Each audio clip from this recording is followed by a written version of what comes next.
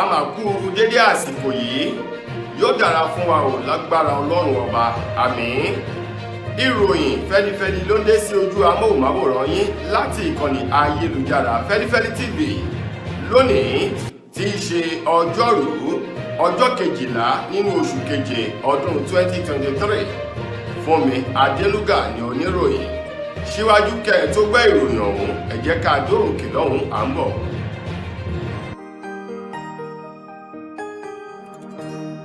Ìròyìn Feli-feli TV àjààbálẹ̀ làwọn ìròyìn ti wà máa wò lóòrèkóòrè.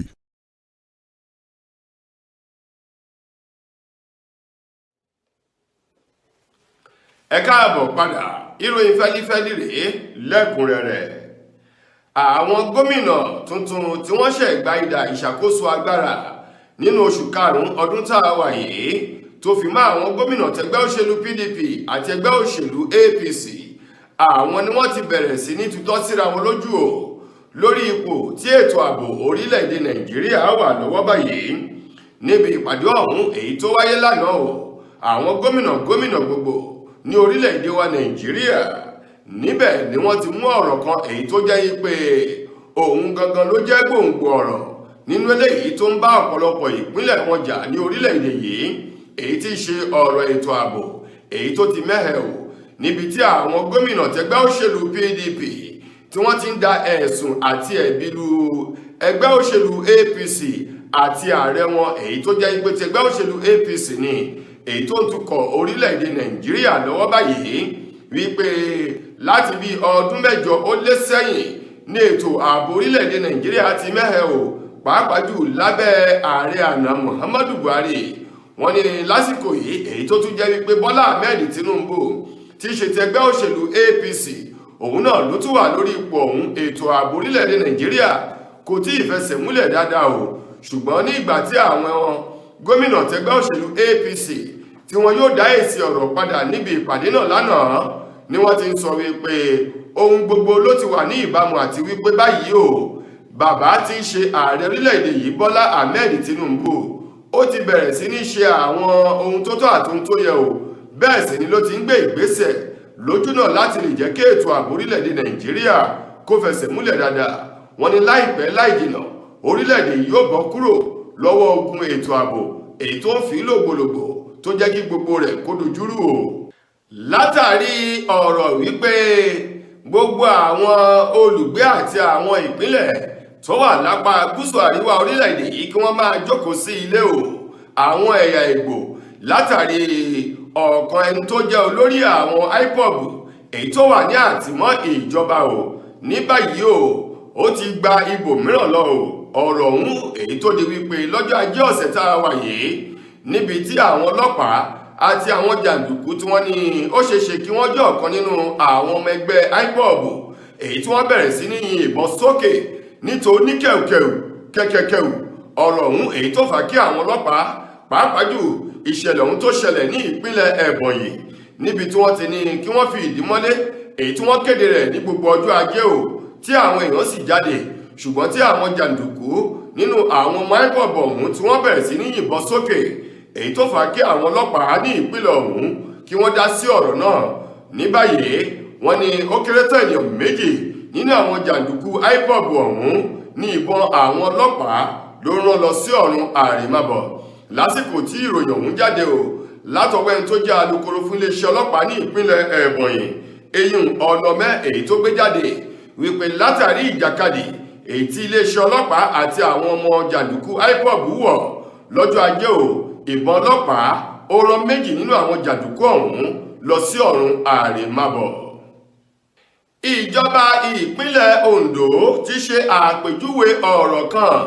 èyí tó jáde lẹ́nu alága gbogbogbò fún ẹgbẹ́ òṣèlú APC ní orílẹ̀-èdè wa Nàìjíríà, Sẹ́nẹ́tọ̀ Abdullahi Adamu, èyí tó ṣe àpèjúwe gómìnà ìpínlẹ̀ Ondo Rotimi Akeredolu pẹ̀lú ètò ìlera ara rẹ̀ èyí tó wà lọ́wọ́ báyìí gẹ́gẹ́ bẹ́ni tó kójú òṣùwọ̀n, àti wípé ìpínlẹ̀ Ondo wà nínú ìlà-ìlò ọkàn báyìí pẹ̀lú bí gómìnà wọn ò ṣe sí nílé òun tí àìsàn tó ti gbèdè mọ́lẹ̀. Níbẹ̀ ni ìjọba ìpínlẹ̀ Ondo ti wá dá ọ̀rọ̀ ọ̀hún padà. fún Abdullahi Adamu tí ṣe alága fún ẹgbẹ́ òṣèlú APC ní orílẹ̀-èdè yìí wípé ọ̀rọ̀ tó jáde lẹ́nu bàbá òun ó kù díẹ̀ káàtó, ó dàbí ọ̀rọ̀ ẹni tí làákàyè rẹ̀ tó jìnnà sí òye rere ni o. Ní báyìí wọ́n ní ọ̀rọ̀ ọ̀hún èyí tí Adamu tó sọ yìí, wọ́n ní ó jẹ́ ìyàlẹ́nu wípé irúfẹ́ ọ̀rọ̀ bẹ́ẹ̀ ó lè jáde lẹ́nu àgbàlagbà tó tún jẹ́ àgbà fún ẹgbẹ́ òṣèlú APC tó sì jẹ́ wípé Akérédolú ọ̀hún ti ṣe gómìnà ìpínlẹ̀ Ondo ẹmọ ẹgbẹ́ òṣèlú rẹ̀ ni. Wọ́n ní ọ̀rọ̀ ọ̀hún tí Adamu sọ ò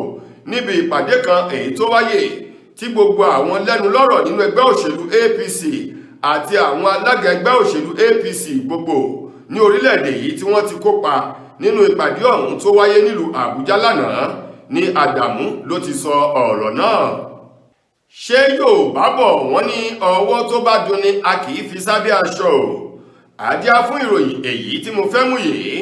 gbajúgbajà òṣèré orí ìtàgé sinimá àgbéléwò tẹlédè Yorùbá obìnrin ni Kẹ́mi Àfọlábí o, òun mà ló ti sọ̀rọ̀ jáde o wípé ayélujára o ẹnikẹ́ni kò gbọ́dọ̀ fojú kéré rẹ̀, bẹ́ẹ̀ sì ni a sì gbọ́dọ̀ kọ iyán ayélujára kéré o látàrí ìrànwọ́ kan èyí tí ayélujára tó ṣe fún Kẹ́mi Àfọlábí o. Ó ní láti bí oṣù mẹ́ta sẹ́yìn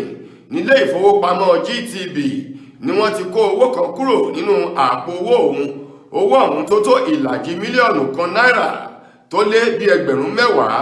510,000 naira. Ó ní láti bí oṣù mẹ́ta sẹ́yìn lówó ọ̀hún ló ti há sí agbede méjì àárín ilé ìfowópamọ́ àti òun. Owó ọ̀hún tí ò wọnú àpò ìfowópamọ́ ọ̀hún tí ilé ìfowópamọ́ GTB sì kọ̀ jálẹ̀ láti fi owó ọ̀hún láti dá a padà sínú àpò ìfowópamọ́ ọ̀hún tóun ní pẹ̀lú wọn. Ó ní ọ̀rọ̀ ọ̀hún ló mú òun ò lọ sórí Instagram òun láti lọ kọ síbẹ̀ wípé kí gbogbo àwọn olólùfẹ́ òun kí wọ́n dákun dábọ̀ báwọn rawọ́ ẹ̀bẹ̀ sílé ìfowópamọ́ GTB kí wọ́n dá owó ọ̀hún èyí tó lé ní ìlàjì mílíọ̀nù kan náírà kí wọ́n dá padà sínú àpò òun o. Ó ní láàrin ìṣẹ́jú péréte ni owó ọ̀hún ló wọbẹ̀. Ìdí rèé tí Kẹ́mi Àfọlábí fi sọ wípé ẹnikẹ́ni kò gbọ́dọ̀ fojú rénà ayélujára látàrí ìrànwọ́ èyí tó ṣe. Lákòótán nínú ìròyìn wa fún tòní, ilé-ẹjọ́ èyí tó kalẹ̀ sí Ìyágànkù nílùú Ìbàdàn tí ṣolúlu ìpínlẹ̀ Ọ̀yọ́ lánàá ti ṣe ọjọ́ ìṣẹ́gun o ni wọ́n ti pàṣẹ o wípé kí wọ́n mú adẹ́rìn-pòṣónú èyí tó ń ṣeré lórí ayélujára Maruf Abdullahi tí wọ́n mọ̀ sí Trinity Guy àti òbí ọmọ ọdún 10 wípé kí wọ́n dá wọn lọ sínú ọgbà àtúnṣe èyí tó wà nínú Agodi nílùú Ìbàdàn wípé kí wọ́n fi wọ́n pamọ́ síbẹ̀ títí di ọjọ́ 21 nínú oṣù kẹjọ ọdún tá a wà yìí. Gẹ́gẹ́ bí ìdájọ́ ọ̀hún ti wá o látọwọ́ ẹni tó jẹ́ adájọ́ nílé ẹjọ́ náà èyàn P.O. Adétúyìbí èyí tó pàṣẹ o tó sì dá ẹjọ́ náà wípé Maruf Abdullahi Trinity Guy ti ṣe ẹni ọdún 31 31 years àti òbí ọmọ ọdún 10 ọmọ obìnrin ni èyí tí ó jẹ́ wípé Trinity Guy ó bá sọ àwọn ọ̀rọ̀ eléyìí tó kù díẹ̀ káàtó tó ní ṣe pẹ̀lú ìbáṣepọ̀ láàrin ọkùnrin sóbìnrin tó ní ọ̀rọ̀ ọ̀hún ó kù díẹ̀ káàtó pẹ̀lú bó ṣe bá ọmọ ọdún 10 ọmọbìnrin ọ̀hún sọ̀rọ̀ náà. Ó jẹ́ ohun tó burú jáyè pẹ̀lú ọjọ́ orí ọmọdé ọ̀hún tó kéré jọjọ o láti gbọ́ irúfẹ́ àwọn ọ̀rọ̀ bẹ́ẹ̀. Ìdí rèé tí wọ́n ṣe ni kí wọ́n fi ọwọ́ òfin gbé o. Láti ìgbà náà ló ti ń jẹ́ ẹjọ́ náà. Bàbá àti ìyá ọmọdébìnrin ọmọ ọdún 10 náà Isiaka Ahmed ti ṣe ní 40 years àti ìyá ọmọdébìnrin ọmọ ọdún 10 náà eyín Rofiat ẹni ọdún 29 29 years àti Trinity Guy. Àwọn mẹ́tẹ̀ẹ̀ta wọ̀nyí ni wọ́n ti kó padà lọ sínú ọgbà àtúnṣe èyí tó wà ní Agodi Géètì nílùú Ìbàdàn títí di ọjọ́ 21 oṣù kẹjọ ọdún tá a wà yìí. Tó ẹ̀yin ará, ìròyìn fẹ́lifẹ́li kò ní jù báyìí lọ láti ìkànnì ayélujára Feli-feli TV lónìí ti ṣe ọjọ́rú títí di ojúmọ́ ọ̀la tẹ́tùmá láǹfààní láti gbọ́ ọ̀tún ìròyìn míì. Mo gbà á ládùúrà wípé ilé ònílé wa ọ̀nà ònínà wá. Fúnmi Adénúgà lẹni tó mú ìròyìn wá sí ojú amóhùnmáwòrán yín. Ẹ ṣeun gan ni o.